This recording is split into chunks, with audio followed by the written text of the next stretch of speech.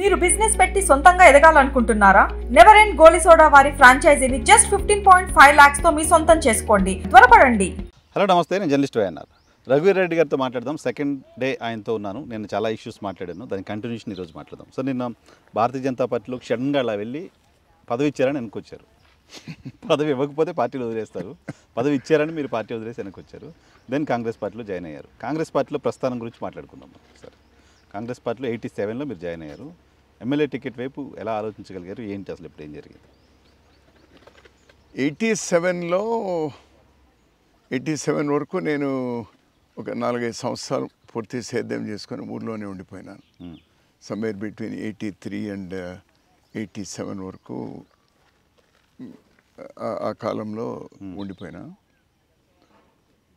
ఉండిపోతే 87లో అప్పుడు మండల ఎలక్షన్లు, జిల్లా పరిషత్ ఎలక్షన్లు డిక్లేర్ చేశారు. ఎన్టీ రామారావు గారు అప్పుడు ముఖ్యమంత్రి. Direct election.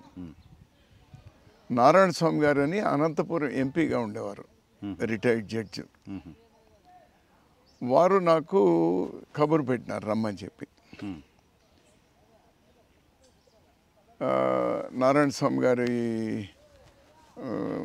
గ్రాండ్ సన్ నాకు మంచి స్నేహితుడు.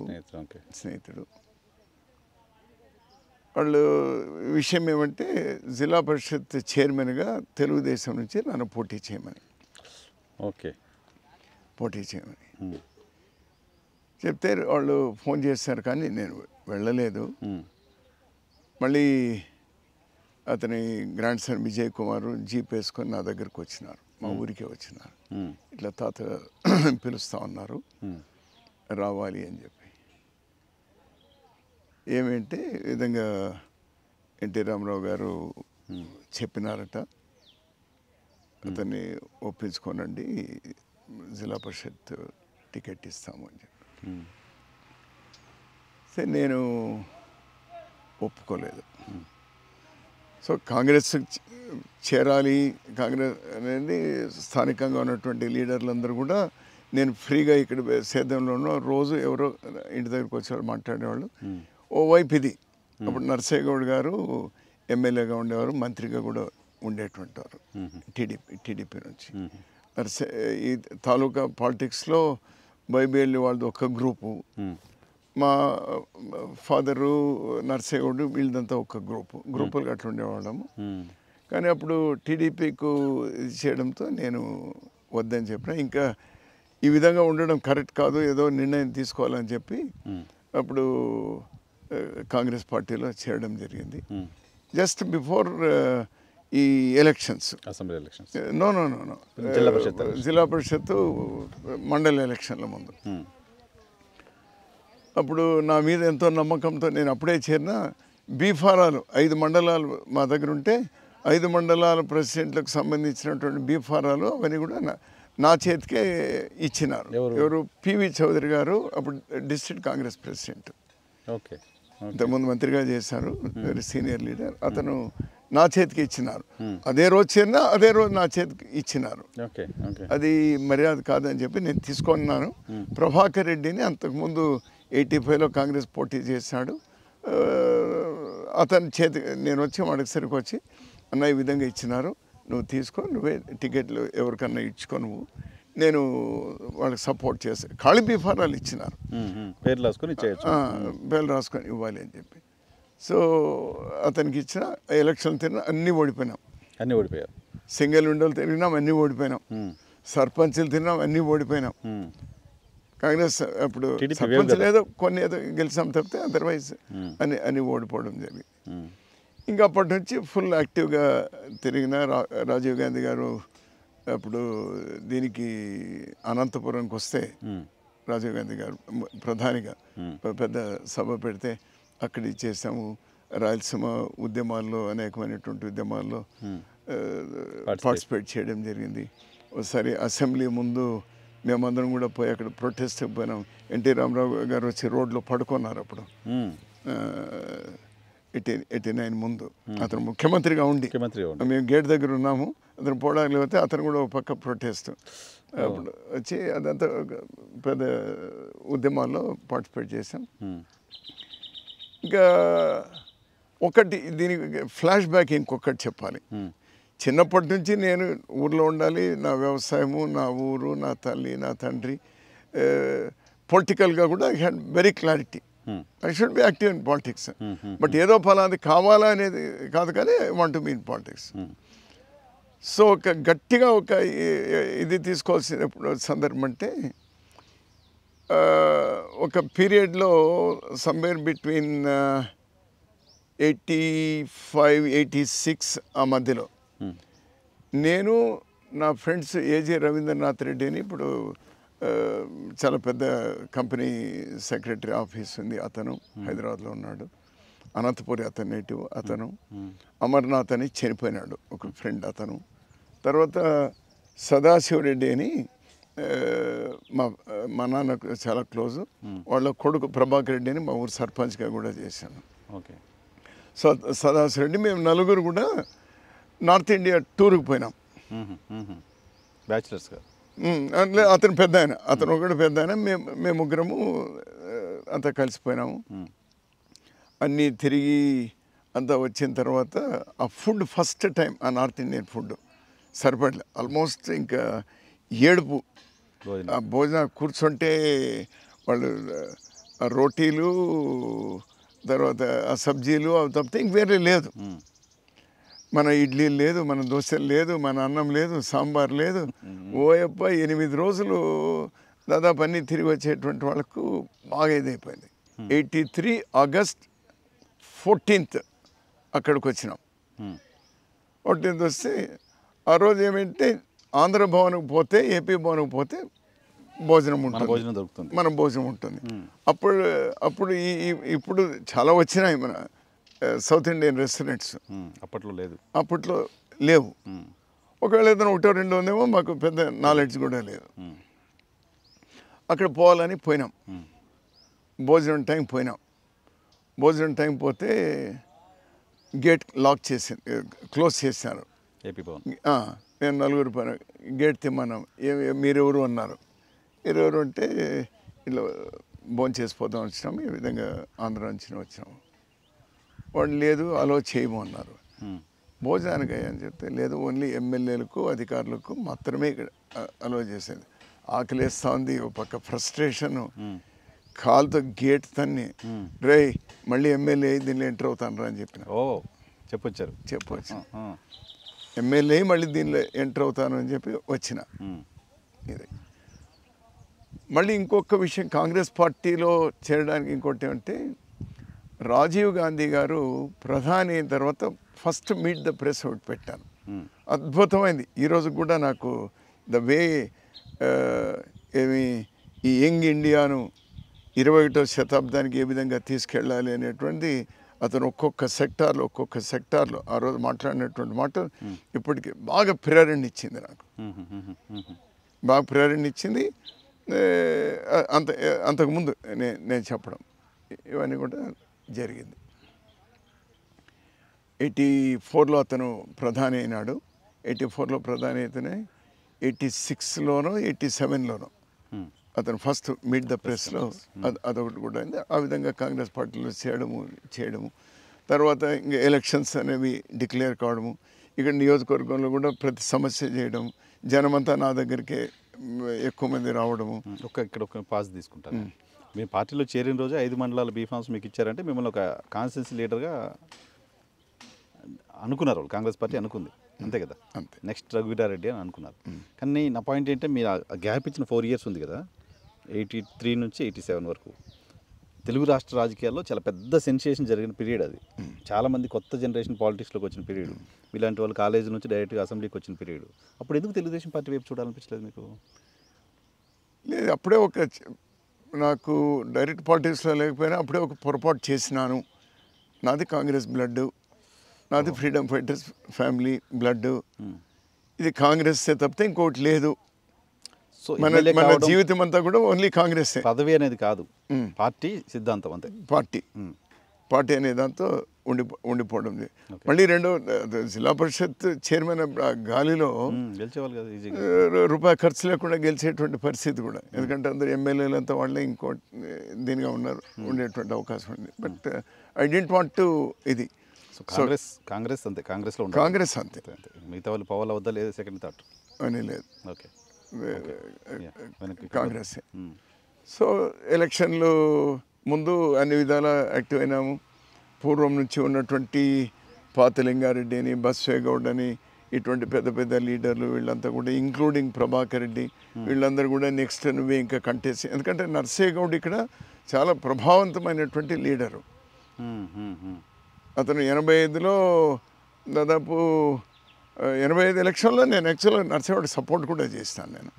నేను మా ఫ్యామిలీ అంతా మేమంతా సపోర్ట్ కూడా చేస్తాం. Correct, support. చాలా పెద్ద లీడరు. ఆ కమ్యూనిటీ కూడా బాగా ఎక్కువగా ఉంది.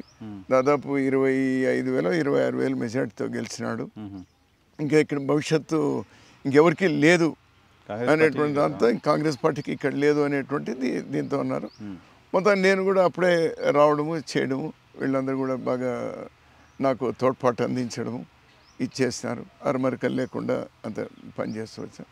ఇంకా టికెట్కి అప్లై చేయాలన్నప్పుడు నేను ఎమ్మెల్యేకి అప్లై చేస్తాను, టికెట్కి అప్లై చేస్తాను. దివాకర్ రెడ్డి గారు అప్పుడు జిల్లా కాంగ్రెస్ ప్రెసిడెంట్. అతను జిల్లా కాంగ్రెస్ ప్రెసిడెంట్గా పివి చౌదరి తర్వాత అతను డీసీ ప్రెసిడెంట్ అయితే, అతను జిల్లా కాంగ్రెస్ ప్రెసిడెంట్ అయితే నా జిల్లా కాంగ్రెస్లో జాయింట్ సెక్రటరీగా నాకు ఇచ్చినారు. జాయింట్ సెక్రటరీగా ఉన్నాను. ఆ రోజు అనంత వెంకటరామరెడ్డి ఆ రోజు జనరల్ సెక్రటరీ, నేను జాయింట్ సెక్రటరీగా ఉన్నాను. అదే నడిచింది. నేను టికెట్కి అప్లై చేసిన. అంతవరకు ప్రభాకర్ రెడ్డి కంటెస్ట్ చేయాలనేటువంటి ఇది ఎక్కడ చూపలేదు, వద్దన్నాడు. నాకే చెప్తూ వచ్చినాడు, ఇంకా నువ్వే పోటీ చేయప్ప, నా అవసరం లేదులే, పోయినసారి కూడా నేను కంటెస్ట్ చేసినా కదా, ఇంకా అవసరం లేదులే అంటూ వచ్చినాడు. సరే కంటెస్ట్ చేసిన, అంత బాగానే ఉంది. అప్పుడు మళ్ళీ ప్రభాకర్ రెడ్డి లాస్ట్ మూమెంట్లో అతను కూడా అప్లై చేసినాడు. అంటే అతని సహచరులు వాళ్ళంతా ఉంటారు కదా, కొంతమంది నువ్వు ఇట్లా వదులుకోవడం మంచిది కాదు, ఒకసారి వదులుకుంటే మళ్ళీ నీకు భవిష్యత్తు ఉండదు అనేటువంటి. ఎందుకంటే అప్పటికి వైవేళి, నీలకంఠాపురం అనేటువంటి ఆ గ్రూప్ అట్లనే ఉన్నాయి. అంతకుముందు సమితి ప్రెసిడెంట్లో కానీ వాడిని ఉన్నాయి. న్యాచురల్గా అతను చెప్పినాను, అతను కూడా చేశాను. దాన్ని తప్పడానికి కూడా ఏం లేదు. చేయడంతో అప్పుడు నేను మా పెదనాన్నని నువ్వు ఒకసారి చెన్నారెడ్డి గారితో, వెంగళరావు ఇతను మంచి స్నేహితుడు కాబట్టి వాడితో ఒకసారి చెప్తే బాగుంటుంది అని అంటే, అతను ఒకే మాట అన్నాడు, నేను అడగను, నువ్వు అడగద్దు. అతను చెప్పింది, నువ్వు అప్లై చేసావు, పార్టీ నోటిఫికేషన్ ఇచ్చింది, నువ్వు అప్లై చేసినావు, వాళ్ళు టికెట్ ఇస్తే పోటీ చేయి, లేకపోతే వదిలేసి అని. అంటే వాళ్ళకి ఇంకా నైతిక విలువలు అవి ఆ దీనిలో వచ్చినటువంటి వాళ్ళు కదా. ఆ దీనిలో నేను మా అన్నతో లేదు, నేను ఇట్లా వెళ్ళాల్సి ఉంటుంది. అప్పటికే నాకు ఒకటి ఏమొచ్చిందంటే, ఎమ్మెల్యే వద్దు, ఎంపీగా పోటీ చేయి అనేది వచ్చింది నాకు. ప్రభాకర్ రెడ్డి అప్లై చేసిన తర్వాత ఎమ్మెల్యే వద్దు, ఎంపీకి అనేది కొంచెం గాలి వచ్చింది. వస్తే ఇది కరెక్ట్ కాదని చెప్పి నేను మా హోటల్ ఉంది మోతేమాలు, మా అన్న దగ్గర పోయినా. ఈ విధంగా ఉంది. మా పెదనాన్న ఏం చేస్తానంటే, ఇంకా నువ్వు ఊరికి వెళ్ళిపో, ఊర్లో ఉండు, పని చేసుకుంటూ ఉండు, టికెట్ వస్తే చెయ్యి అని చెప్పి అతను నన్ను బస్ స్టాండ్కి వచ్చి బస్సు ఎక్కించినాడు. నన్ను బెంగళూరులో అతనే కారులో వచ్చి బస్సు ఎక్కించిపోయినారు. నేను అతను పోయిన తర్వాత బస్సు దిగి హోటల్ మోతిమల్ దగ్గరనే, అక్కడ బస్ స్టాండ్, గవర్నమెంట్ బస్ స్టాండ్కు దగ్గర, అతని దగ్గర పోయి ఈ విధంగా ఉంది, నాకు ఎంపీ అంటున్నా, నాకు ఎంపీ ఇంట్రెస్ట్ లేదు, నాకు ఆ హిందీ రాదు, నాకు నేషనల్ పార్టీస్ కూడా నాకు ఇంట్రెస్ట్ లేదు, అవగాహన కూడా లేదు, కాన్స్టిట్యున్సీ మీద ఇప్పుడు నాకు పూర్తి పట్టు వచ్చింది, నాకు నేను ఎమ్మెల్యే అయితే బాగుంటుంది. అది ఏమి అన్నాడు. నేను ఢిల్లీకి పోలేను. ఫస్ట్ టైం ఫ్లైట్ ఎక్కింది అప్పుడు నేను బెంగళూరు నుంచి. అప్పుడు ఎయిర్ ఇండియా మాత్రమే ఉండింది. సో మా అన్నే టికెట్స్ తెప్పించి 10,000 రూపాయలు నాకు అతను ఇచ్చి, చిరమూర్తి అని మా పెద్దన్న 10,000 రూపాయలు ఇచ్చి, సరే పో అన్నాడు. పోయినా, ఢిల్లీకి పోయినా. నేను ఢిల్లీలో ఉండేటువంటి విషయం మా పెదనాన్నకు తెలియదు. పోయినా అందరి దగ్గర తిరిగిన. ఆ. విజయభాస్కర్ రెడ్డి గారి దగ్గర పోతే ఎంపీగానే బాగుంటా ఉంటున్నాయి నీవు అని. తర్వాత ఇతను వెంగళరావు గారి దగ్గర పోయినా అదే మాట, రాజశేఖర రెడ్డి గారి దగ్గర పోయినా అదే మాట. చెన్నారెడ్డి గారు ఆ మాట అనలేదు కానీ సరే అన్నాడు. దివాకర్ ఏమంటాడు అని అన్నాడు అతను, దివాకర్ రెడ్డిని అతను అట్లా పిలిచేవాడు కదా. అతను నాకు ఎమ్మెల్యేకే ఉన్నాడని చెప్పి అప్పుడు దివాకర్ రెడ్డి గారు నాకు లేదు ఎమ్మెల్యేగానే ఉండి అని చెప్పిన. ప్రభాకర్ రెడ్డి అక్కడికి వచ్చినాడు. ప్రభాకర్ రెడ్డి వచ్చి సిన్సియర్గా ట్రై చేసినాడు. నేను ఒకటే చెప్పిన వాళ్ళకు, నాకు ఎంపీ నేను పోటీ చేయను. నేను నియోజకవర్గంలో 2-2.5 సంవత్సరాలుగా మొత్తం చేసుకున్నా, కన్సాలిడేట్ చేసుకున్నాను. నేను లీడర్లు క్యాడర్తోనే కాకుండా జనంతో అనేకమైనటువంటి విషయాల్లో నేను వాళ్ళతో మమేకమై ఉన్నాను. నేనైతే ఒక 5,000తో గెలవచ్చు, 5,000తో ఓడవచ్చు. ప్రభాకర్ రెడ్డి అయితే ఆ గ్యాప్ ఎక్కువగా ఉంటుంది అని అనుకుంటున్నాను. నేను మీరు అసెస్ చేసుకోండి, మీ ఇష్టం. అతనికి ఇచ్చిన నేను పని చేస్తాను, నేను అతనికి ఇచ్చిన పని చేస్తాను, ఎంపీకి అయితే నాకు వద్దు అని చెప్పి అప్పుడు ఎంపీ టికెట్ గంగాధర్కి ఇచ్చారు, ఎమ్మెల్యే టికెట్ నాకు ఇచ్చినారు. అప్పుడు మొత్తం తిరిగినాము. మా పెదనాన్న 10,000 ఓట్లు 10,800 ఓట్లతో ఓడిపోతే మళ్ళీ నేను 10,800 ఓట్లతో గెలిచిన. ఓకే, నంబర్స్ రిపీట్ అవుతున్నాయి అన్ని చోట్ల. రిపీట్ ఎందులో రిపీట్ అయింది, 3 ఓట్లు అక్కడ రిపీట్ అయింది, అట్లా రిపీట్ అయింది. ఇక్కడ కూడా 10,800తో మా పెద్దనాన్న ఓడిపోయింది అదే, నేను మళ్ళీ గెలిచింది అదే. అప్పుడు అవడంతో సరే ఫస్ట్ టైం ఎమ్మెల్యే అయినా. ఇక్కడ దేశంలోనే ఎక్కడా లేనటువంటి విధంగా ఎస్సీ ఎస్టీలకు 100% హౌసింగ్. ఎస్సీ ఎస్టీ కూడా 6,275 ఇళ్ళు కంట్రీలో ఎక్కడా లేదు. అదేవిధంగా వాళ్ళందరికీ కూడా ఒక్కొక్క ఫ్యామిలీకి ఒక 20,000 రూపాయలు ఆ రోజుల్లో వాళ్ళకి ఆర్థికమైనటువంటి ప్యాకేజ్. ఆ విధంగా దీనికంటే ముందు మీరు మీ పెద్దనాన్న దృష్టిలో మీరు ఒక నాటీ పర్సన్గా తయారయ్యారు కదా. కాలేజ్ ఎలక్షన్లో ఆయన వద్దంటే కూడా పోటీ చేశారు. ఇక్కడ ఢిల్లీకి వెళ్ళొద్దంటే వెళ్ళి టికెట్ తెచ్చుకొని గెలిచారు. ఏంటి ఆయన తర్వాత ఎట్లా ఫేస్ చేశారు మీరు? అతను వచ్చి ఇక్కడ ఉండి ప్రచారం చేశాను కదా, టికెట్ వచ్చింది కదా. సో అతను టికెట్ వద్దనలేదు. మీరు తెలుసా మీరు ఢిల్లీ వెళ్ళింది తెలుసో తెలుదో నాకు ఇప్పటికీ తెలియదు. అది తెలియనట్టున్నారేమో. ఇంకా బహుశా పెద్దరికాన్ని మెయింటైన్ చేయడానికి తెలిసా తెలియనట్టు ఉండొచ్చు. నేను చెప్పేటువంటి ప్రయత్నం కూడా చేయలేదు. మళ్ళీ నేను వచ్చేసాను. నేను చివరికి టికెట్ డిక్లేర్ అయ్యేదాకా నేను ఢిల్లీలో లేను. పోయినా 2 days ఉన్నాను. ఆ రోజు అనంత వెంకటరెడ్డి గారు అతను నాకు ఫుల్ సపోర్ట్. అతను అక్కడ ఎంపీ టికెట్ చేశారు. అది అతను నేను ఒకే రూమ్లో దిగినాము ఢిల్లీలో పోయినప్పుడు. సమ్మర్ ఎలక్షన్స్ కూడా నవంబర్లోనూ డిసెంబర్లోనూ జరిగినాయి. అప్పటికప్పుడే కొంత చలి కూడా ఢిల్లీలో ఎక్కువగా ఉండింది అప్పటికే. సో నేను వచ్చి ఇక్కడ నా మటుకు నేను ఉన్నాను, అందరితో మాట్లాడుతున్నాను. టికెట్ వస్తుందిలే నాకే అనేటువంటి చెప్పినాను. లోపలంతా అయిపోయింది. నేను ఇక్కడ ఉన్నప్పుడే టికెట్ డిక్లేర్ చేశాను. అది జరిగింది. డబ్బులు ఏమి అడగలేదు సార్ టికెట్కి అప్పుడు? నో అప్పుడు రాజీవ్ గాంధీ గారు ప్రతి క్యాండిడేట్కు అంటే ఏఐసిసి నుంచి అప్పుడు 2 లక్షల రూపాయలు మాకు డబ్బులు పంపినారు. పార్టీ నుంచి 2 లక్షలు ఇచ్చినారు. కానీ ఢిల్లీ టికెట్ల కోసం డబ్బు సంచులు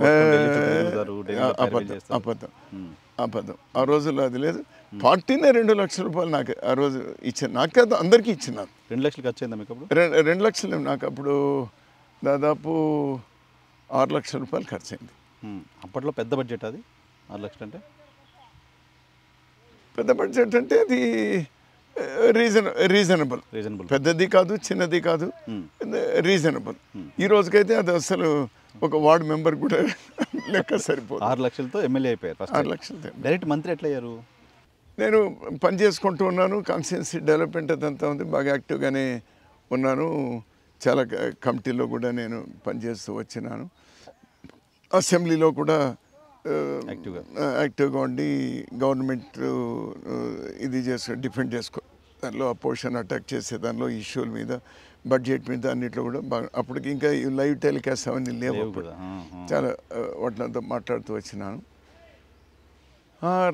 విజయభాస్కర్ రెడ్డి గారు ఆ రోజు ఎట్లా ఉందంటే, నేను హైదరాబాద్లో ఉన్నాను. ఇంకేం ప్రమాణ స్వీకారం రేపు జరుగుతుంది అనే దానికంటే ముందున్నాను. ఆ రోజు ఈవినింగ్ ఇంకా నేను ఇక్కడ బయలుదేరి రావాలి. ఎందుకంటే మా జిల్లాలో అప్పటికే 2 మంత్రులు ఉన్నారు. దివాకర్ రెడ్డి గారు ఉన్నారు, లక్ష్మీదేవమ్మ గారు ఉన్నారు. ఇద్దరు ఉన్నారు. దానిపైన మనకు ధ్యాసే లేదు. నేను ఆశించలేదు, ఎక్స్పెక్ట్ చేయలేదు, అడగలేదు, పెట్టలేదు. అయినా మా ఎమ్మెల్యేలు ఆ రోజు వేణుగోపాల్ రెడ్డి వీళ్ళందరూ కూడా ఉండేటువంటి వాళ్ళు ఉండి ఇది పోదాంలే రేపు ప్రమాణ స్వీకారం చూసుకొని పోదాంలే అనేటువంటిది అన్నారు. అని అంటే సరే ఇంకుండిపోయినా. రాత్రి 12 గంటలు ఆ టైంలో 11:30 అనుకో, 11:30-12 గంటలు ఒక డిఎస్పి వచ్చినాడు, ఒక సీల్డ్ లెటర్ తీసుకొని వచ్చిన పడుకుంటే లేపినారు.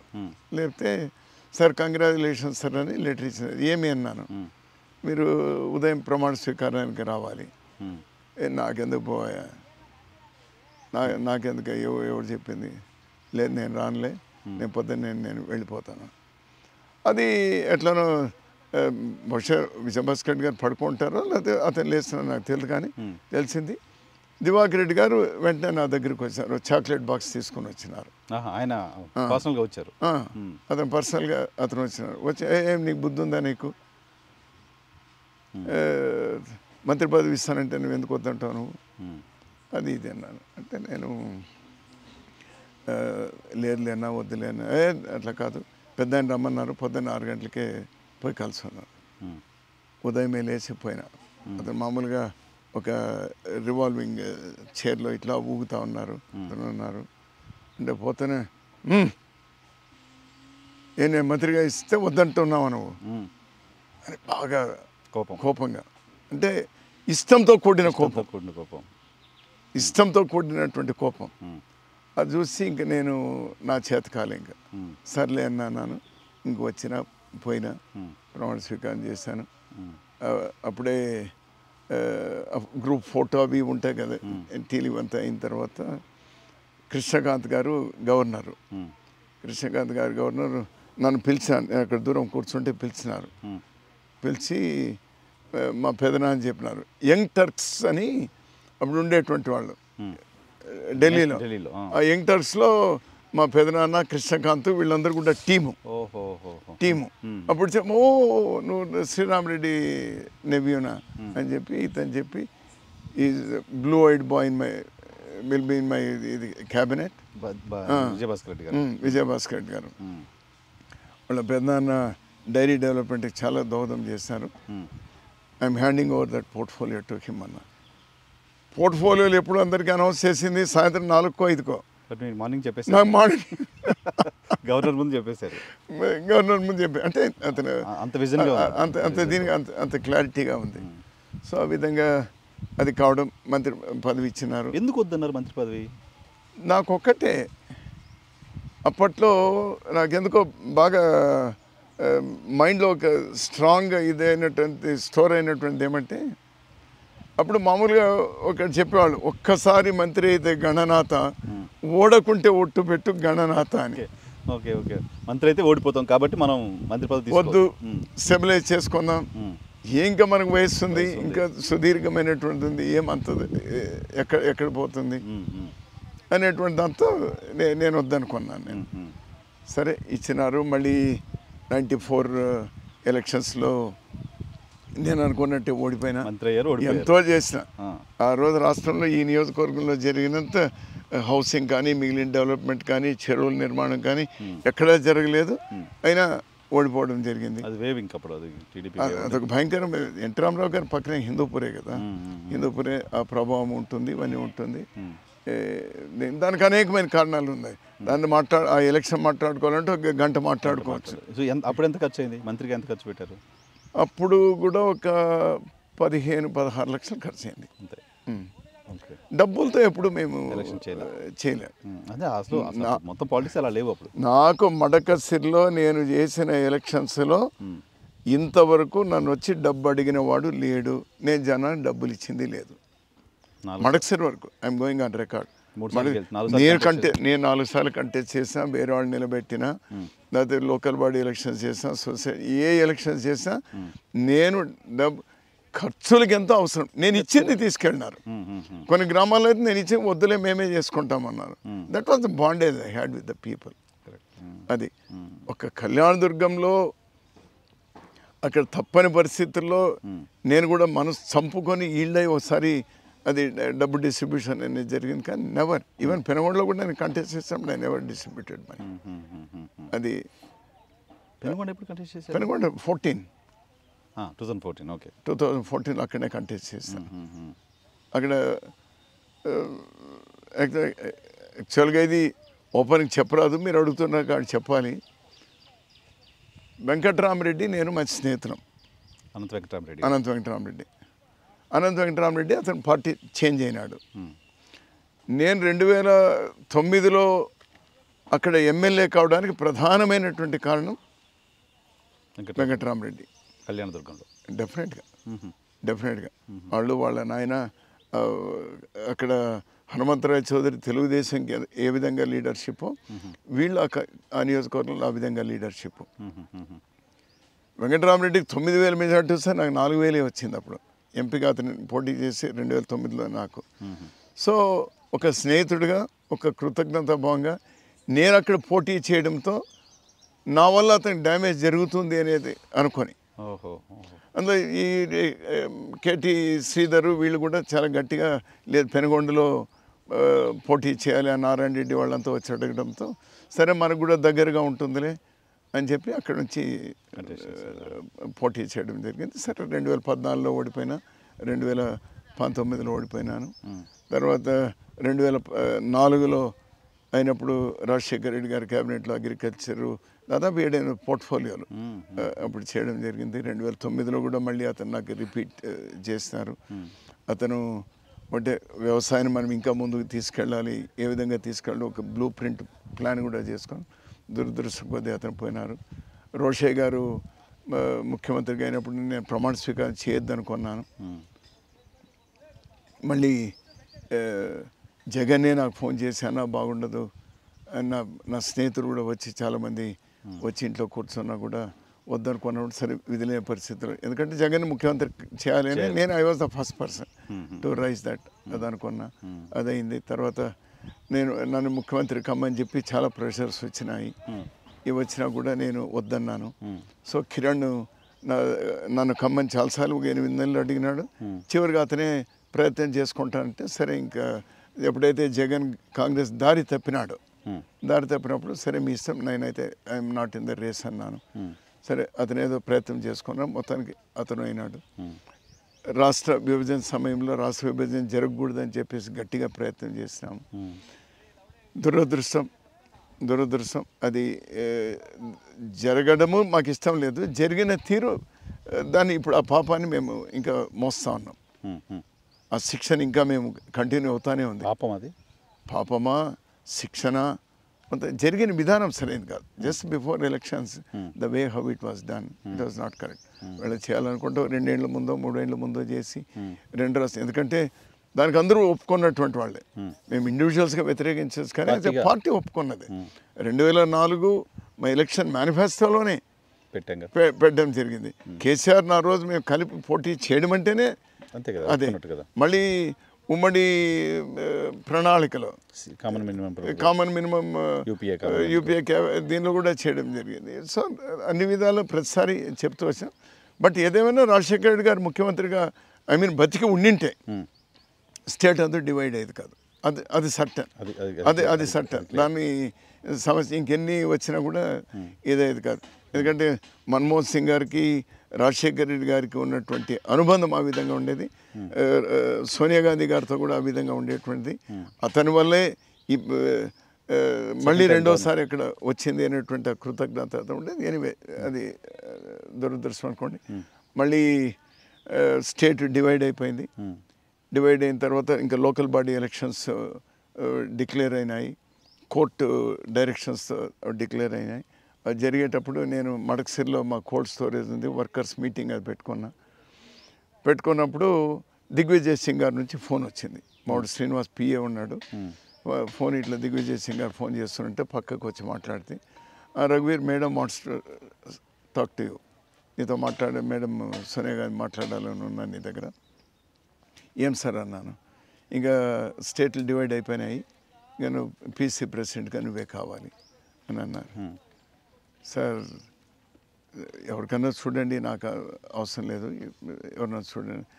లేదు అన్ని డిస్కషన్స్ అయిపోయింది, don't say no to madam మాట్లాడతారు అన్న.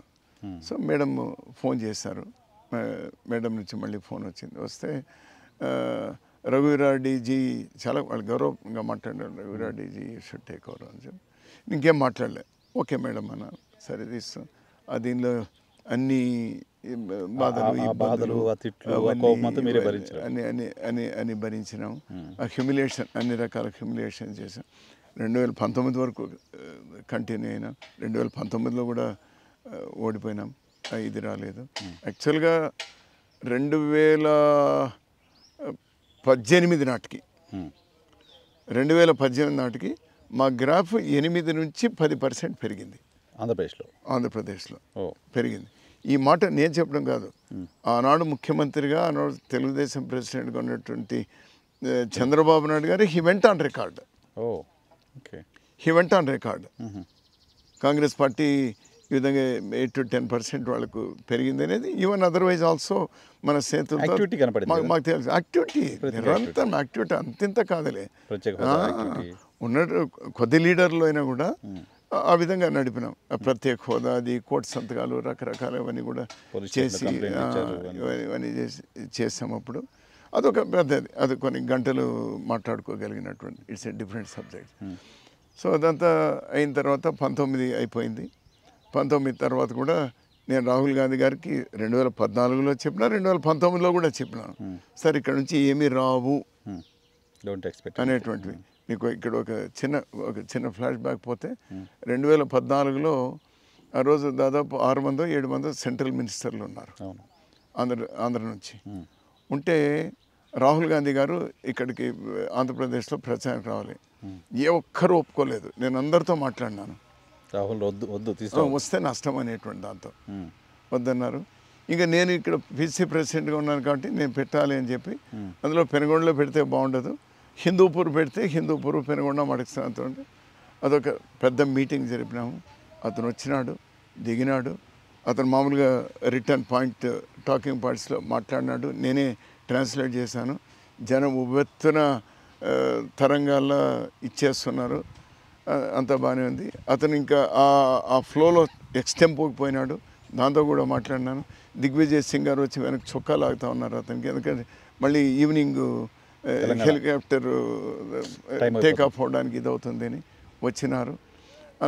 అందరి పరిచయాలు అంతా అయిపోయినాయి. కింద దిగినాము, నేను, చిరంజీవి గారు, తర్వాత రాహుల్ గాంధీ గారు. ఇతను ఇంకో హెలికాప్టర్లో, 2వ హెలికాప్టర్లో వచ్చినాడు అతను, దిగ్విజయ్ సింగ్. అతను వెళ్ళిపోయినాడు.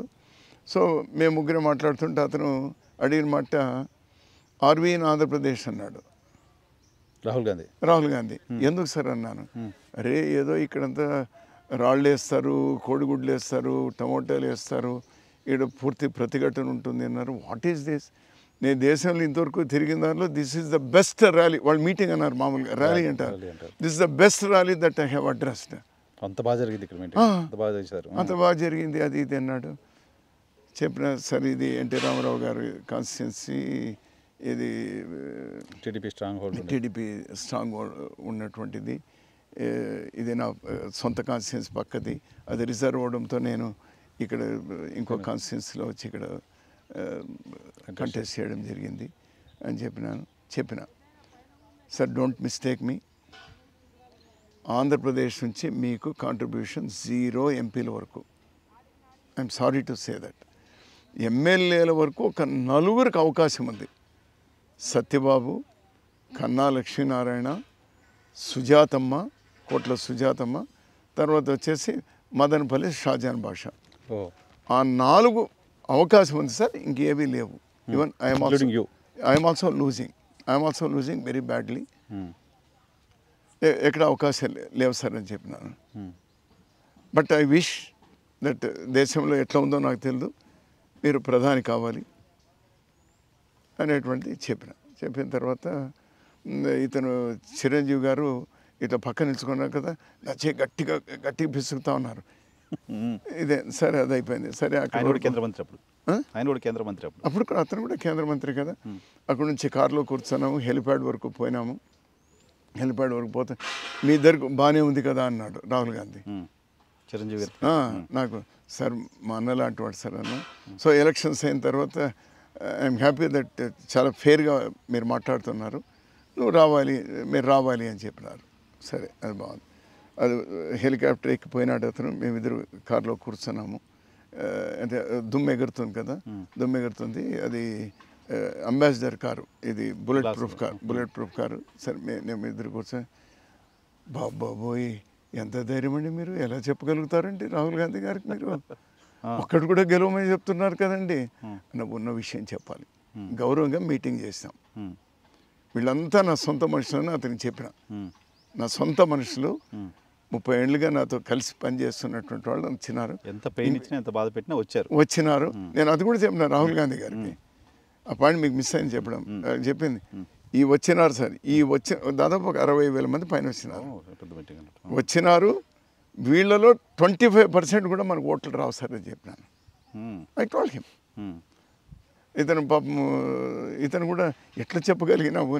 సరే, అదైంది, అంత అయిపోయింది. ఎలక్షన్లు అయిన తర్వాత మళ్ళీ యాజ్ ఇట్ మేము ఎక్స్పెక్ట్ చేసినటువంటిదే ఇదైంది. సరే, నేను ఎక్స్పెక్ట్ చేసిన అవి కూడా రాలేదు. అవి కూడా రాలేదు. వాళ్ళకి ఒకరికో ఇద్దరికో డిపాజిట్స్ వచ్చింది అంతే. మాకు డిపాజిట్లు కూడా రాలేదు. సత్యబాబు డిపాజిట్ వచ్చింది. సో మళ్ళీ ఢిల్లీకు రమ్మన్నారు కదా అని పోయినాను. నేను చిరంజీవి గారు ఇద్దరు పోయినాము, రాహుల్ గాంధీ గారితో కలిసినాము. సరే, అతనితో అయిపోయింది. ఇక్కడ మెయిన్ పాయింట్ వచ్చేసి సోనియా గాంధీ గారి దగ్గరికి పోయినాం. ఇది వెరీ ఇంపార్టెంట్. ఇది సోనియా గాంధీ గారి దగ్గరికి వెళ్తే అపాయింట్మెంట్ ఇచ్చినారు. పోయినాము, పోయి కూర్చొని మాట్లాడుతూ ఉన్న సందర్భంలో సారీ మేడం, మేమేమి కాంట్రిబ్యూట్ చేయలేకుండా పోయినాము అనేటువంటి చెప్పినాను. ఆమె షీ స్టార్టెడ్, ఏమి చేయలేదు మేము ఈ 10 ఏళ్లలో, అన్ని వర్గాలకు అన్నీ చేసినాం కదా, ఇంత హ్యూమిలియేషన్ అవసరమా నాకు? ఎందుకు ఈ కార్పొరేటు, ఈ మీడియా అంతా కూడా ఒక్కటైపోయినారు కదా వీళ్ళు. ఈ శిక్ష నాకు అవసరమా? ఆమె అన్నది డూ ఐ డిజర్వ్ దిస్ అని కంట తడిపెట్టింది. నాకు అనిపించి ఎవరు నేను ఆమె ముందు ఎంత నేను, ఆమె ఒక హిమాలయ పర్వతం అంత లీడర్ అయితే నేను ఒక చిన్న గుట్ట కూడా కాదే, నా ముందు ఏమి కన్నీరు పెట్టడము. సైలెన్స్. అక్కడే టిష్యూ తీసుకుంది, టిష్యూలో కూడా చేసుకుంది. పాపం ఇతను పెద్ద మనిషి కదా చిరంజీవి గారు, అట్లా ఉన్నారు. కొంతసేపు అయిన తర్వాత, కొంచెం తామసం అయిన తర్వాత, madam you are responsible for this madam అన్నారు మీరు. బట్ ఆ సిచ్యువేషన్ అలా లేదు, మాట మాట్లాడేటట్లేదు. You are responsible for this. No I'm not referring to Andhra Pradesh అన్నది ఆమె. Okay, I'm also not referring to Andhra Pradesh madam. I'm referring to the whole country, as a whole country. మీరు చేతులారా ఈ పరిస్థితికి వచ్చింది madam. Why what is that? మిమ్మల్ని ప్రధాని కమ్మన్నారు, అందరూ కమ్మన్నారు, కాంగ్రెసే కాదు. సరే, మీరు వద్దన్నారు, ఓకే, అయిపోయింది. రెండవసారి మీరు వద్దన్నారు, బాగానే ఉంది. మన్మోహన్ సింగ్ తనే 2012లో హార్ట్ సర్జరీ అయిన తర్వాత మీరిద్దరూ పోతే, అతను పరామర్శించడానికి పోతే, మీరు రాహుల్ గాంధీ గారిని ప్రధాని చేయమని మీకు చెప్పినారు కదా, చేయాలి కదా. అంతకుముందు అనేక పలుమార్లు మంత్రిగా ఉండమన్నారు కదా, మంత్రిగానే కావాలి కదా, ప్రూవ్ చేసుకోవాలి కదా. ఆ రోజు అతను ప్రధానిగానో మంత్రిగానో ప్రూవ్ చేసుకుంటే ఈరోజు ఈ పరిస్థితి ఎందుకు వచ్చేది? మీరు కరెక్ట్. సో డెఫినెట్గా మీ నిర్ణయం తప్పు నిర్ణయం మేడం ఇది. It was a blunder. ఇతను ఏం మాట్లాడే చిరంజీవి గారు ఊరికే ఉన్నారు. సోనియా గాంధీ గారికి ఆమె ముందు మీరు బ్లండర్ చేశారని చెప్పొచ్చారు. డెఫినెట్గా చెప్పినాను. రాహుల్ గాంధీని ప్రధాని చేయకపోవడము, లేకపోతే ఆమె కాకపోవడం, రాహుల్ గాంధీ ప్రధాని చేయకపోవడం, కనీసం మంత్రి అయినా తీసుకోకపోవడం చాలా ఇది అని చెప్పినాను. కాంగ్రెస్ పార్టీలో అంత డెమోక్రటిక్గా ఉండదు, అంత చెప్తే వినే పరిస్థితి ఉంటుంది చెప్తుంటే చెప్తున్నా కదా.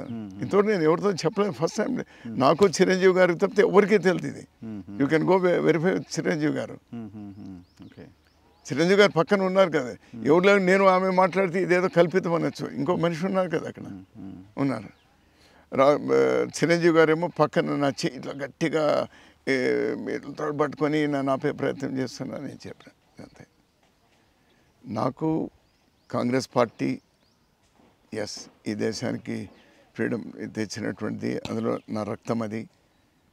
ఈ దేశం కాంగ్రెస్ పార్టీకి ఎప్పుడూ రుణపడి ఉంటుంది, ఎప్పుడూ రుణపడి ఉంటుంది. ఇంకా 1,00,000 ఏళ్ళైనా కాంగ్రెస్ పార్టీకు ఈ దేశం రుణపడి ఉంటుంది. కాంగ్రెస్ పార్టీ అంటే దానిలో నాయకులందరూ కూడా పోయినారు కదా, ఇది ఉంటుంది. అదొకటి. ఆ ఫ్యామిలీ మీద కూడా, ఆ ఫ్యామిలీ మీద కూడా నాకు గౌరవం ఉంది. కానీ ఆ రోజు దాని రిప్లై ఏమి ఇచ్చింది తెలుసా? ఆమె జస్ట్ అదే అడగబోతున్నాను నేను. ఏమి రిప్లై ఇచ్చింటారు? ఆమె ఏమి రిప్లై ఇచ్చింది తెలుసా? ఆమె కూడా కూల్గా మా ఫ్రెండ్ అవ్వడమో లేకపోతే ఇంకోటి అవ్వడమో జరగలేదు. ఆయన మెచ్యూర్డ్ లేడీ కదా, మెచ్యూర్డ్ లేడీ కదా ఆమె. if you people want to give me credit for UPA government want to come to power, if you give that credit to me, yes, I can take it. How can I take the credit of 2009? How can I take the credit of 2009? కమ్యూనిస్టులు మిగిలినటువంటి వాళ్ళు ఉన్న ఫలంగా ఇది అణు ఒప్పందం అయిపోతూనే కారణం పెట్టి అందరూ వెళ్ళిపోతే మేము ఏకాకైతే ఏదో ఉన్నది 2వ 3వ పార్టీలో మాతో ఉంటే ఆ రోజు మళ్ళీ బీజేపీ మిగిలినటువంటి పార్టీలన్నీ కూడా అంత పెద్ద ఎత్తున ఇది చేస్తే రెండోసారి మళ్ళీ ఇదైనామంటే it's only because of Manmohan Singh ji. She said that. రెండవసారి యూపీఏ గవర్నమెంట్ వచ్చిందంటే that credit I can not take it. It's only Manmohan Singh. Yes you are right, he offered, we said no because ఆ 5 years నీదే అని చెప్పినావు. నువ్వు తెచ్చుకున్నది అది, నువ్వు తెచ్చుకున్నటువంటి, నువ్వు తెచ్చిచ్చినటువంటి, తెచ్చిచ్చినట్టు పార్టీకి తెచ్చిచ్చినటువంటి. ఆ రోజు మై గాడ్ నాకు కళ్ళు చెమర్చినాయి. బా, అందుకోసమైనా వీళ్ళు ఇంత పెద్ద లీడర్లు వాళ్ళు అయిపోయారు, అంత పెద్దవాళ్ళు. ఈరోజు ఒక సర్పంచ్కో ఒక మండల ప్రెసిడెంట్కో దీనికో ఇంత కక్కుర్తి పడి ఇదవుతానే. ఎంత భావన వాళ్ళకు దేశం మీద కానీ దీని మీద కానీ మనుషుల మీద కానీ వాళ్ళకు ఉన్నటువంటి హ్యూమన్ టచ్ ఎటువంటిది అనేటువంటిది ఆ రోజు అమాంతం ఇదైపోయింది. మీరు చెప్తున్న తర్వాత మన మన్మోహన్ సింగ్ని ఒక రిమోట్ ప్రధాని, రిమోట్ సోనియా గాంధీ దగ్గర ఉంది అనే విమర్శ చేసేవాళ్ళు ఏమనుకుంటారు? ఒకటి, ఆమె ఏవైతే జనానికి కమిట్ అయిందో మన్మోహన్ సింగ్ గారిని ఒప్పించి మెప్పించి ఇంప్లిమెంట్ చేసి దానికి ఒకటి ఏమంటే కమ్యూనిస్టులు పోరాటాలు చేసింది. We should give credit to communist parties also, no doubt. దీర్ఘకాలికంగా చేసి వచ్చినటువంటి, కేవలం అప్పుడు చేశారని కాదు. ఏమి ఈ వలసలు వెళుతున్నటువంటి అనంతపురము లేకపోతే మహబూబ్ నగర్ లాంటి జిల్లాలు లేకపోతే శ్రీకాకుళం లాంటి జిల్లాల్లో ఈ వలసలను నివారించాలి అనేటువంటి ఉద్యమాలు కమ్యూనిస్టులు చాలా దీర్ఘకాలికంగా చేస్తూ వచ్చినాయి, వాటిని కాదనిలేము మేము. రాజశేఖర్ రెడ్డి గారు పాదయాత్ర చేస్తున్నటువంటి నేపథ్యంలో 2003లో సోనియా గాంధీ గారు ఇక్కడ అనంతపూర్కి వచ్చినారు. కరువు పరిస్థితులను ఆ రోజు ఆమె చూడడానికి ఆమె వచ్చారు. అంతకు వచ్చినప్పుడు అంతకుముందు కూడా ఆమె ఈ ఆత్మహత్యలు చేసుకున్న వాళ్ళకు అది ఇచ్చిపోయినారు. బహుశా అది స్టోర్ అయింటుంది అనుకుంటాను. ఇక్కడికి వచ్చినారు. మేమేదో ఆహ్వానిస్తే రాలేదు. ఆమె వచ్చింది, మరి ఎవరు ఆ రోజు ఇన్ఛార్జ్గా ఉన్నవాడు కూడా నాకు సరిగ్గా గుర్తులేదు, కానీ ఇట్లా వస్తామని చెప్తే మీ వెల్కమ్ హర్. అనంతపూర్లో దిగినాం. దిగి అక్కడి నుంచి హెలిప్యాడ్లో దిగిన తర్వాత బై రోడ్ అన్ని ఊర్లకు అని పోతే గ్రామాలే ఎవరు లేరు. ఉన్నా కూడా ముసలాళ్ళు పిల్లాళ్ళు ఎవరు లేరు. అంత నిర్మానుష్యమైనటువంటిది. సో మనుషులే లేరు, గ్రామాలే. ఉన్నవాళ్లకు తాగడానికి నీళ్ళు లేవు, పనులు లేవు, పశువులకు గడ్డి లేదు. ఈ పరిస్థితి అంతా చూస్తున్నప్పుడు సుమారుగా ఒక 40-50 కిలోమీటర్లు మొత్తం ఆమెను అట్లా తీసుకొని పోయినాం బై రోడ్. ఆమె కారులో నేను కూర్చున్నాను, నేను వెంకటరామరెడ్డి, మేమంతా కూడా ఆమె కారులో కూర్చున్నాం. అప్పుడు ఇవన్నీ Z+లు అవి ఇవి అంత పెద్దగా లేవు. అయినా కూడా పోయిన తర్వాత సింగనమల నియోజకవర్గంలోనే ఒక మీటింగ్, అదైన తర్వాత లాస్ట్లో మీటింగ్. ఆ మీటింగ్ కూడా ఎంతమంది ఉన్నాంలే, ఆ రోజు మా శక్తి కూడా లేకపోతే మా పరిస్థితి కూడా ఆ రోజు దీనిగానే ఉండేది కదా. సో ఒక 10,000 మంది ఉంటారు అందులో విలేజ్లో. It was not in town. ఒక విలేజ్లో అతన్ని, ఆ ఊరి పేరు గుర్తొస్తలేదు, అతను మామూలుగా బుష్ రెడ్డి అంటాను నేను. అతను బుష్ రెడ్డి అని ఎందుకంటే అంటే జార్జ్ బుష్ని మేము యూనివర్సిటీకి తీసుకువచ్చినప్పుడు గుమ్మడికాయ ప్రజెంట్ చేసినాడు. అది దానికోసం అది గుర్తుంది. ఎనీవే, సో ఆ ఊర్లో మీటింగ్ జరిగింది. నేనే translator, I was the translator. Translate చేస్తున్నాడు. బహుశా ఉండవల్లి అరుణ్ కుమార్ లేకుండా ఆమెకు నేనే ట్రాన్స్లేట్ చేస్తాను. ఆమె అన్ని విషయాలన్నీ మాట్లాడుతూ ఒకటి చెప్పింది, 2004లో మేము గవర్నమెంట్కి వస్తామని కూడా చెప్పలేదు ఆమె. వస్తే ఈ వలసలు నివారించేటువంటి బాధ్యత కాంగ్రెస్ పార్టీది. నాకు అప్పుడే అర్థమైపోయి ఇవన్నీ చెప్తే అది ఎవరు నమ్మలేనటువంటిది. ఎందుకంటే తరతరాలుగా మాకు వలసలు అనేటువంటి ఉండి ఈమె వచ్చి వలసలు ఏమాపుతుంది అనేటువంటిది వాళ్ళు నెక్స్ట్ డే తెలుగుదేశం వాళ్ళు స్టేట్మెంట్లు ఇస్తారు కదా, అవి ఇస్తూ ఉంటారు, ఇదంతా ఉంటుంది. ఎనీవే ఆమె ఇచ్చింది. నాకు కూడా ఒక నమ్మకం, ఒక ధైర్యం, ఈమె ఒక భరోసా ఇచ్చింది కదా, దీని మీదే కదా మా పోరాటాలన్నీ, వలసలు ఆపాలి అనేటువంటిది అని చెప్పి ఆమె పోయింది. ఎగ్జాక్ట్లీ ఆమె ఆ రోజు ఏదైతే పెట్టిందో, బహుశా ఆమెకి మళ్ళీ హెలికాప్టర్లో పోతూనే వెనక్కి పోతూనే డైరీలో రాసుకునే అలవాటు ఉందేమో నాకు తెలుసు, కానీ గుర్తుపెట్టుకున్నది ద ఫస్ట్ ఒక చట్టం భారత ప్రభుత్వం ఒక భద్రత కల్పిస్తూ, మిగిలిన చట్టాలు కూడా వచ్చినాయి, right to information, right for food, తర్వాత ఎడ్యుకేషన్, ఇవన్నీ తర్వాత వచ్చినట్టు ఫస్ట్ వచ్చినటువంటి నరేగా. ఆ దీనిలో డెఫినెట్గా మన్మోహన్ సింగ్ గారు ఒప్పించింది. అంటే can we call he is a remote, she is a remote controller, he is రిమోట్తో పనిచేస్తాడు, can we call it. Manmohan Singh ముందు ఫీల్డ్లో తిరిగినారా? తిరగలేదు కదా, సో ఆమె తిరిగింది కదా. What a great lady.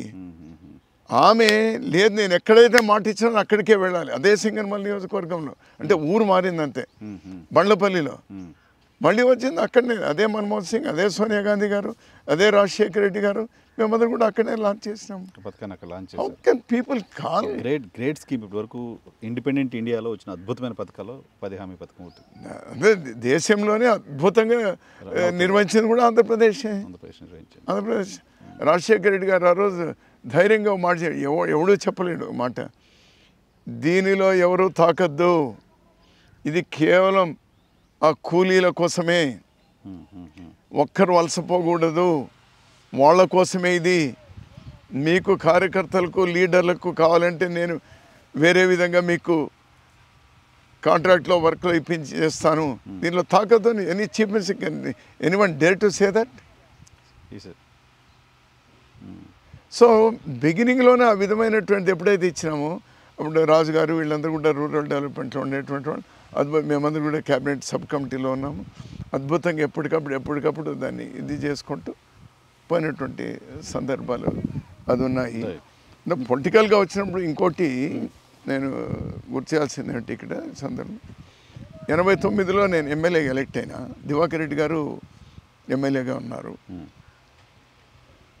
అతను మంత్రి అయినారు. అప్పుడు మంత్రి అయినారు. మా జిల్లా నుంచి ఒకే మంత్రి అప్పుడు ఫస్ట్ అయినారు. ఇద్దరు సమంతకమణిను అతను అయినారు. అయిన నేపథ్యంలో పీసీ ప్రెసిడెంట్గా చెన్నారెడ్డి గారు ఉన్నారు, దిగిపోయినారు. హనుమంతరావు పీసీ ప్రెసిడెంట్ అయినారు. అప్పుడు జిల్లా కాంగ్రెస్ ప్రెసిడెంట్లన్నీ కూడా అప్పుడు అన్ని కమిటీలు రద్దు అయిపోయినాయి. జిల్లా కాంగ్రెస్ ప్రెసిడెంట్గా చేయాలని అప్పుడు మాకు ఒక 2 గ్రూపులు ఉండేది. ఇక్కడ లక్ష్మీదేవమ్మ, అగిశం వీరప్ప, నారాయణ రెడ్డి వీళ్ళది ఒక గ్రూపు. ఇంకా మేమంతా దివాకర్ రెడ్డి, మేము గంగాధర్ మా ఎంపీ, మేమంతా ఒక గ్రూపు.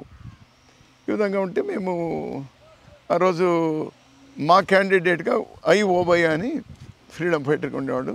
అతను జిల్లా పరిషత్ వైస్ చైర్మన్గా ఎమ్మెల్సీగా చేశారు. పెద్ద మనిషి, అందరితో బాగుంటారు. అతన్ని చేయాలని. అవతల గ్రూప్ వాళ్ళేమో ప్రభాకర్ చౌదరిని చేయాలని చెప్పేసి. ప్రభాకర్ చౌదరిని ఎమ్మెల్యేగా ఉన్నారు కదా. He was in youth Congress, very active. TDP కాంగ్రెస్లో బాగా ఇట్ వాజ్ కాంగ్రెస్. వాళ్ళు కూడా కాంగ్రెస్ ఫ్యామిలీనే.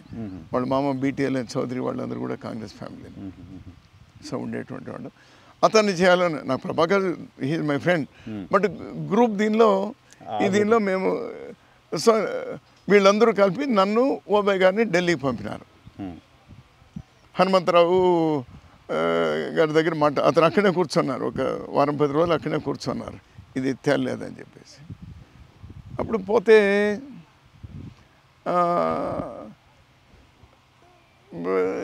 మేము చెప్పాం అతను వయసు అయిపోయింది, అది రాజీవ్ గాంధీ ఒప్పుకోవడం లేదు. రాజీవ్ గాంధీ అప్పుడు పార్టీ ప్రెసిడెంట్. అప్పుడు అక్కడ ఢిల్లీలో ఓడిపోయినాము. అప్పుడు విపి సింగ్ ప్రధాని ఏదో అయినాడు. సో అతను ఒప్పుకోవడం లేదు, యంగ్స్టర్స్ కావాలి అంటున్నారు. అందుకోసం ప్రభాకర్ చౌదరి కావాలి, అది ఇది అని చెప్తే, లేదు ఇది కావాలి, మెజారిటీ మేము ఉన్నాం కదా, మీరు ఎట్లా ఇస్తారు? ఏదో 2-3 చెప్తే ఎట్లా ఇస్తారు? మేము 12 మంది ఎమ్మెల్యేలు, 2-3 కావాలన్నా, మీకు 9 మంది కావాలన్నా, అతనికే చేయాలి అని చెప్పేసి. ఫైనల్గా ఇతను హనుమంతరావు బహుశా చెప్పుంటాడు. అదే మేమేమి రాజీవ్ గాంధీని అడగలేదు. హనుమంతరావే బహుశా చెప్పింటాడు అనుకుంటాను. అది ఎట్లా జరిగిందో తెలియదు. రాజీవ్ గాంధీ గారు మాకు అపాయింట్మెంట్ ఇచ్చినారు. ఇస్తే పోతూనే అంత పెద్ద లీడరు అతనే తలుపు దగ్గరికి వచ్చి తీసుకోపోయి ఎక్కడ వాళ్ళని ఆ లీడర్స్ని అనుకుంటే ఆశ్చర్యం వేస్తుంది. అందుకోసం వాళ్ళు అంత లీడర్లు అయినారు అని చెప్పి. సో తీసుకోపోయినారు, మాట్లాడినారు. No I got the entire information. We cannot consider both the ఇది. ఒకరికి సపోర్ట్ లేదు, ఇంకొకరికి ఏజ్ ఇదైపోయింది. అతను పెద్ద ఆయన ఉన్నాడు అక్కడనే, చెప్పారు చెప్పినారు. So I came to know that you are very young, you are very active and all. You become DC president. Okay. నేను పోయింది అతని కోసం అయితే, నాకు చెప్పడం అయితే, ఒక డీసీ ప్రెసిడెంట్గా అంత పెద్ద లీడర్ నేను దివాకర్ రెడ్డికి వీళ్ళకి ఫోన్ చేస్తే ఇట్లా నేను ఒప్పుకొని రాలేదు. నేను sir I will inform this to my senior leaders in the district అని వస్తే అతను దివాకర్ రెడ్డి ఇమీడియట్గా ఒప్పుకోను, మళ్ళీ ఇబ్బంది అవుతుంది, ఇమీడియట్గా ఒప్పేసుకోమన్నారు. సో అట్లా అప్పుడు డీసీ ప్రెసిడెంట్. కాంగ్రెస్ పార్టీ భవిష్యత్తు ఆంధ్రప్రదేశ్లో ఏంటి? నాకు తెలిసి కాంగ్రెస్ పార్టీను వీల్స్ మీద ఉంచాలి. పరిగెత్తే శక్తి లేదు, కూర్చోకూడదు, కూర్చోవడానికి కూడా వీలు లేదు. సో ఏదో చిన్నగా అడుగులు వేసుకుంటూ నడుస్తూ ఉండాలి. మాకేం బలాలు ఏం లేవు. రాష్ట్ర స్థాయిలో లీడర్లు బాగా తగ్గిపోయినారు. జిల్లా స్థాయిలో నియోజకవర్గ స్థాయిలో కొన్ని గ్రామాల్లో అసలు లేనటువంటి పరిస్థితి కూడా అభిమానం ఉంది. వీళ్ళన్నిటికంటే కాంగ్రెస్ ఏం మేలు కదా అనేటువంటి జనంలో ఉంది. ఆ విధమైనటువంటి అభిప్రాయం బీజేపీ మీద కూడా దాదాపు 20-30 సంవత్సరాలు ఉండేది. అరే బీజేపీ వాళ్ళు అయితే బాగుంటుంది కదా, సింపథైజర్స్ అట్లా. మా పరిస్థితి కూడా అట్లా తయారైంది ఆంధ్రప్రదేశ్లో. అయ్యో పాపం కేసు అయింది ఇప్పుడు కాంగ్రెస్ పార్టీది. అయ్యో పాపం కేసు అయింది. Whatever the reason. So అదైంది. నాకు ఇట్స్ మై పర్సనల్ ఇది. ఇక్కడ జరుగుతూనే ఉండాలి యాక్టివిటీసు, ఇవన్నీ జరుగుతూనే ఉండాలి. ఎంత వీలైతే అని చేసుకొని పోతూనే భవిష్యత్తు కనపడకుండా ఎందుకు చేస్తారు? ఎవరు చేస్తారు యాక్టివిటీస్? చేసి కదా కమ్యూనిస్టులు చేస్తున్నారు కదా, కమ్యూనిస్టులాగే ఉండిపోతారు. బీజేపీ చేసింది కదా, బీజేపీ చేసింది వచ్చింది కదా. బీజేపీ పవర్లో గెయిన్ అవుతూ వచ్చింది. మీరు గెయిన్ అయ్యి పడిపోయారు, మళ్ళీ లేవాలి. నో వాళ్ళు కూడా దాదాపు 40, 50, 60 సీట్లు ఉన్న వాళ్ళు 2 సీట్లకు పడిపోయినారు. మళ్ళీ గ్రో అయినారు, పెరిగింది. వాళ్ళు వ్యూహాత్మకంగా వాళ్ళతో కలుసుకున్నారు, వీళ్ళతో కలుసుకున్నారు. ఆంధ్రప్రదేశ్లో ఈ రోజుకి ఏముంది? ఈరోజు నేను షుడ్ నాట్ సే, ఎందుకంటే యాక్టివ్ పార్టీస్లో లేదు కాబట్టి ఛాలెంజ్లు గెలింది అనుకోవద్దు. ఒకటైతే వాస్తవం, వేరే ఏ పార్టీలు పోటీ చేయకుండా ఈరోజు కాంగ్రెస్ బీజేపీ మాత్రమే పోటీ చేస్తే Congress will sweep the elections in Andhra Pradesh. ఈ 2 పార్టీలు పోటీ చేస్తే, ఈ 2 పార్టీలు వేరే పార్టీలు చేయకుండా. I can give on bond paper. సరే, ఆ పాసిబిలిటీ లేదు డెఫినెట్గా చెప్తున్నా. అంటే అలాంటి బీజేపీని ఏమీ లేని బీజేపీ ఉంటే కాంగ్రెస్ లేదు అని కరెక్ట్ కాదు. పరిస్థితుల దృష్ట్యా ఓ 90% జగన్ అంటే వెళ్ళిపోయినారు, ఓ 10% టీడీపీ అంటే వెళ్ళిపోయినారు. సో వాళ్ళు కూడా నాతో మాట్లాడి ఇక్కడ కూడా కొంచెం లేస్తే రావాలి అనే వాళ్ళు కూడా ఉన్నారు.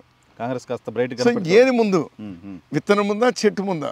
ఏది ముందు? ఎవరు who is going to build the లేస్తుందని ఇంప్రెషన్ ఇవ్వాలిగా మీరు పార్టీగా? లేదు, అది ఎప్పుడు అవకాశం అంటే మొన్ననే జరగాల్సింది. I was very confident. అక్కడ డెఫినెట్గా సెంట్రల్లో ఇండియా గవర్నమెంట్ వస్తుంది. I was very confident. దురదృష్టం ఇంకో 20 సీట్లు, ఇంకో 20 సీట్లు వచ్చింటే గేమ్ ఇంకో రకంగా ఉండేటువంటిది. ఇప్పటికే మా గ్రాఫ్ ఎక్కడికో పెరిగిపోయేది. ఎందుకు నేను ఇది అంటున్నానంటే, నేను 2014లో చూసిన తర్వాత, 2019లో చూసిన తర్వాత, 2024లో నేను కంటెస్ట్ కూడా చేయలేదు. నేను చేయను అన్నాను. పరిస్థితి అర్థమవుతుంది, నాకు అర్థమైంది. నేను చేయను, నేను కావాలంటే పని చేస్తానని చెప్పినాను. Anyway it's all right. So ఇది మన సెంట్రల్ గవర్నమెంట్ కాంగ్రెస్ పార్టీ ఒకటే కానీ కలిసి కానీ వస్తే, ఎందుకంటే కాంగ్రెస్ పార్టీ ఒకసారి మాట ఇస్తే దానివల్ల నష్టమా లాభమా అనేది చూడరు. మాట ఇస్తే they will stick to that. Rahul Gandhi గారిని తీసుకొచ్చి ఆ రోజు 12 పార్టీలను గుంటూరులో అందరితో చెప్పించినాను నేను, ఇంక్లూడింగ్ కమిషన్. అక్కడ మా గవర్నమెంట్ వస్తేనే ప్రత్యేక హోదా మీదే మొదటి సంతకం అని. అది 2019కి వర్తిస్తుంది, 2024కి వర్తిస్తుంది, రేపు 2029కి వర్తిస్తుంది. ఎప్పుడు అక్కడ గవర్నమెంట్ వచ్చినా అవన్నీ ఇక్కడ ఇంప్లిమెంట్ చేసినప్పుడు అప్పుడు రైజ్ అవుతుంది, డెఫినెట్గా రైజ్ అవుతుంది. బట్ అప్పటి వరకు కార్యకర్తలు ఉండాలి అని నేను రిక్వెస్ట్ చేస్తాను. ఎందుకంటే పోయేవాళ్ళు మేము ఆపలేము. ఎందుకంటే నాలాంటి వాడు చెప్తే ఏమో అంటారంటే, నీకేమయ్యా 30 సంవత్సరాలు ఏలినావు నువ్వు, అన్నీ చూసినావు, నంబర్ 1 పోస్ట్ చెప్తే ఇంకన్నీ చూసినావు కదా, ఇంకేం చెప్తారని అంటారు. కానీ వేరే మార్గం లేదు, కాంగ్రెస్తోనే ఉండాలి అనుకున్నటువంటి వాళ్ళకి. పోయేటువంటి వాళ్ళకు వాళ్ళని ఆపలేము. కారణం ఏమంటే వాడు సర్పంచ్ కావాలి, వాడు మండల ప్రెసిడెంట్ కావాలి, వాడు ఎమ్మెల్యే కావాలి. How can we stop it? నేను కూడా ఒకే ఒక వ్యక్తికి 2014 తర్వాత ఒక్కరికే పోవద్దు అని గట్టిగా చెప్పినటువంటిది. ఇంకా తర్వాత నాకు రియలైజ్ అయితే నేను ఇంకా నా మాట వినేటువంటి వాళ్ళే వినలేనప్పుడు, ఎవరో కాదు తిప్పేస్వామి వద్దయ్యా మన వద్ద కలిసే ఉందాం, కష్టకాలంలో అట్లా పోయేది కరెక్ట్ కాదు. సరే, నేను తప్పు కూడా పడ్డానికి లేదు అది. సో అటువంటి వాళ్ళే నాతోనే ఉండి, నాతోనే పెరిగి, నాతోనే ఇదైనటువంటి వాళ్ళు నా మాట వినేవాళ్ళే విననప్పుడు మీరు వాళ్ళు చెప్పడం అవసరం లేదని ఐ స్టాప్డ్ ఇట్.